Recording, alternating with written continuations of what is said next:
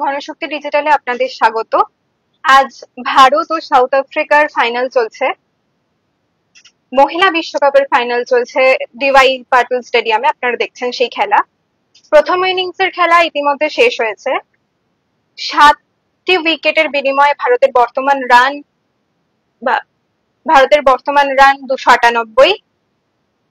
South আফ্রিকার জন্য 299 রানের একটি লক্ষ্যমাত্রা সেট করেছে ভারত।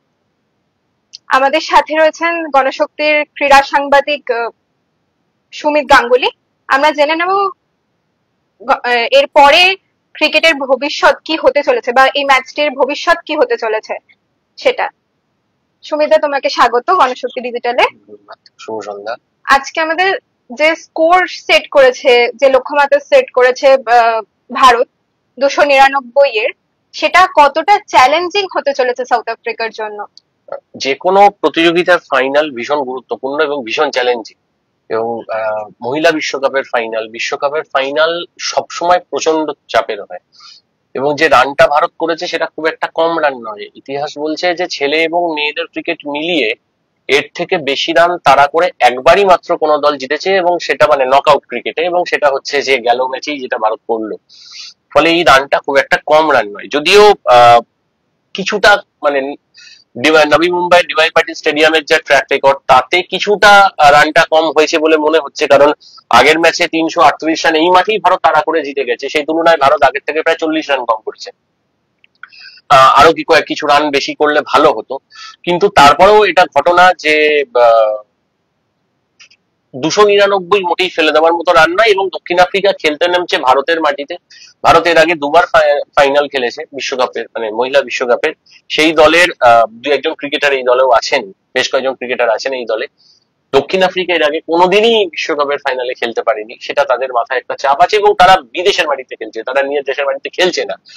ভারতের সমর্থক মাঠে ভর্তি, ফলে সেই চাপ নিয়ে খেলতে গেলে দক্ষিণ আফ্রিকার কাছে কাজটা কিছুটা কঠিন। তারপরেও যেহেতু ডিওয়াই পাটিল স্টেডিয়ামে রান তোলার হারটা একটু বেশি, তাই ব্যাপারটা যে ভারতের কাছেও খুব একটা সহজ সরল হবে এমনটা মনে করা যাচ্ছে না। খেলা খুব জমজমাট হবে এইটুকু বলতে পারি।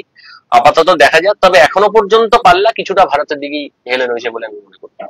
আচ্ছা, এখনো অব্দি যে খেলাটা চলেছে তার কি কি মোড় ঘোরানো মুহূর্ত তৈরি হয়েছে বলে মনে হচ্ছে?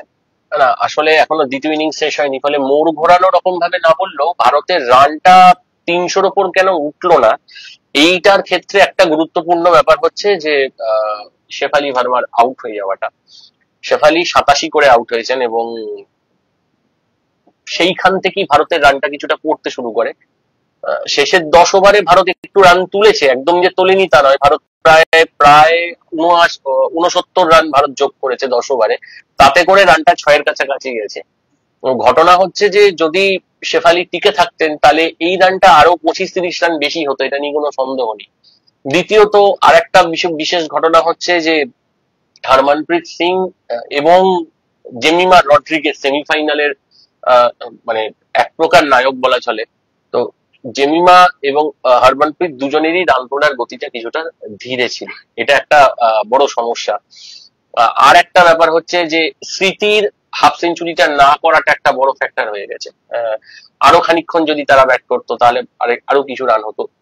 তবে সব থেকে গুরুত্বপূর্ণ হচ্ছে শেফালির আউট হয়ে যাওয়াটা। শেফালির আউট না হলে ভারতের রানের গতি আরো অনেক বেশি থাকতো বলে আমার মনে হয়।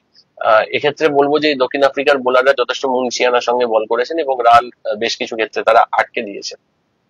আচ্ছা, আমরা দেখলাম যে খেলা শুরুর সময় যে বৃষ্টি হচ্ছে বা বৃষ্টির ফলে ডিওয়াই পাটল স্টেডিয়ামে খেলা শুরু হতে লেট হয়েছে কিছুটা। তো এর ফলে পিচের চরিত্র কতটা বদল হতে পারে দ্বিতীয় ইনিংসের ক্ষেত্রে?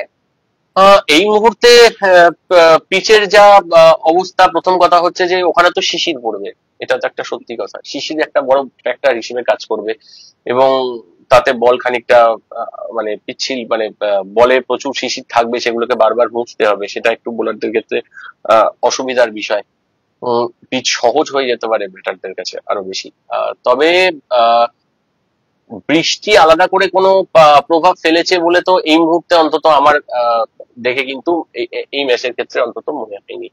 কারণ তাহা মানে ভারত যে কম রানটা করেছে সেটা ভারতের ব্যাটিং এর সমস্যা, সেটার পেছনে বৃষ্টির বড় কোনো ভূমিকা ছিল না। ফলে একটা ইনিংস খেলা হয়ে গেছে, ফলে পিচের চরিত্রগত ভাবে একদিনের ম্যাচে একটা ইনিংস খেলা হয়ে যাওয়ার পর পিচের চরিত্র যেটুকু পরিবর্তন হয় সেইটুকু ছাড়া আলাদা করে কোনো প্রভাব পড়বে বলে আমার অন্ততপক্ষে এখনো পর্যন্ত মনে হচ্ছে না।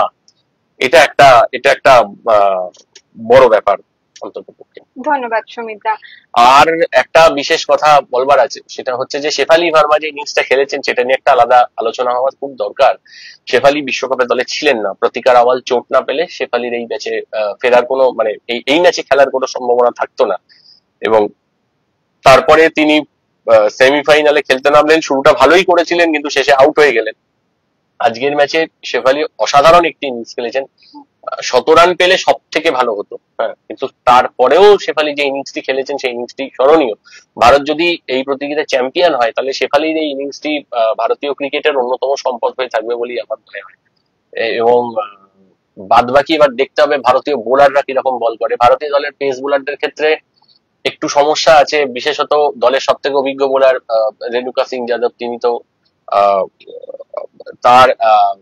তাকে আরো নিখুঁত অ্যাকিউরেট বল করতে হবে।